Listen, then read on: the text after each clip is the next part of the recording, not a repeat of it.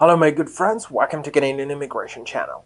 This video is pretty much derived from the discussion we had on YouTube about the future of immigration to Canada, if Canada is planning to slow down its immigration after 2021. I'm not really sure where people are getting these numbers from, and so on and so on. So what will be the future of immigration if we look into the long-term perspective or sort of medium-term perspective, right? uh, when we're talking about the future, when we're talking about 2021, we made those projections at the beginning of the year. We have mandate from the Prime Minister to the Minister of Immigration, what is expected from them and how they're looking to structure immigration in the future. And we've discussed it in the previous videos. Now, speaking about the long-term perspective, speaking about future and how Canada in general is looking about it at immigration, for immigration future, about the numbers and so on and so on, let us look at two things from now on.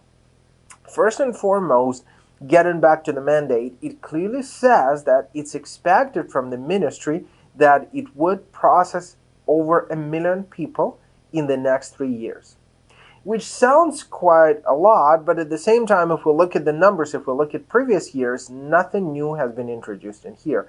Canada on average right now is taking about 350,000 people per year. So if we look and multiply it by 3, we will already get it over 1 million of immigrants.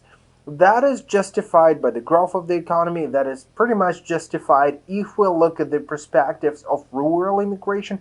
If we divert these people towards rural areas, towards provinces which need people the most, it will probably be well justified. It will probably be looking correct in the short term or medium term perspective. In the long term, though, if we need to sustain and if we're looking to sustain economic growth as we're having right now, if we're looking to create more and more jobs, and when we're talking about immigrants, somehow lots of applicants are forgetting, or lots of individuals who are commenting on Facebook, they are forgetting that immigrants are creating jobs as well. Lots and lots of my clients who came here, they were and are small and medium-sized business owners. They are entrepreneurs. They are creating business. They are hiring people. And all in all, Stats Canada are actually saying that immigrants are far better entrepreneurs in a short-term run than Canadians. Why? Because they're hungry, right? They're coming to the new place, they're coming to a new home, and they're quite eager to create something and do something. It's questionable, of course, right? It could be discussed here and there. Everybody has examples. But working with immigration matters for over a decade, I could say that all in all, yeah, traditionally, there are lots of examples I could look at, I could relate to, as say looking at my own clients or ex-clients who are business owners right now, who are creating jobs, who are helping to drive this economy forward.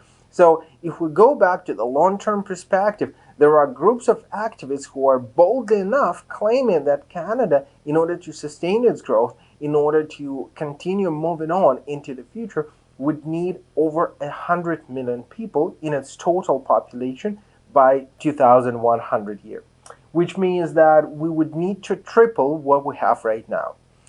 It's not that unachievable if we look at the numbers. I mean, it sounds quite scary. The number is quite bold, but if we look at it the way it is right now, the way immigration goes, the fact that we are traditionally bringing more and more people every single year, the fact that we have natural growth of our population, the fact that people are giving birth in here, the fact that people are coming in here, all in all, it's quite attainable, to be honest. And it's quite realistic that we will probably need these numbers in order to make sure that economy is growing. Don't forget that Canada is huge. We have vast number of resources. We have vast territories which are unexplored right now, and we have to move forward with them. I'm not talking about Toronto. I'm not talking about metropolitan areas. Remember, I said in the beginning that we need to make sure that we divert these people to provinces, that we divert them to territories, that we divert them towards rural communities. And it's still a question for the future, a puzzle for the future to be solved, how to make sure that these people stay in rural areas for quite a while, for at least several years, before they leave. As of now, All you could do is just promise that you would stay, but guess what? If you're not happy, you would leave. Right? There are two sides of the story. Side of the provinces, of course, to make sure that they create jobs, to make sure that they will attract these people, and people feel themselves confident enough to stay in these places.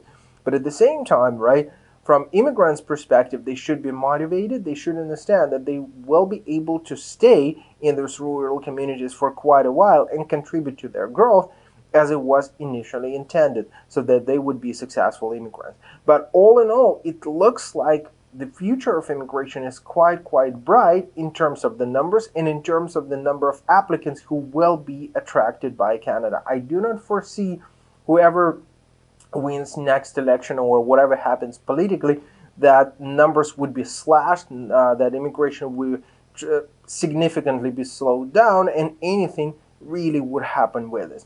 Well, again, it's all questionable. It all will depend on how this diversion or how this division will work out, how we will be able to take immigrants and divert them from Toronto, from Vancouver, from Montreal, and make sure that these people actually go to these local communities, rural communities, small communities, and start growing up in there and start being successful in there.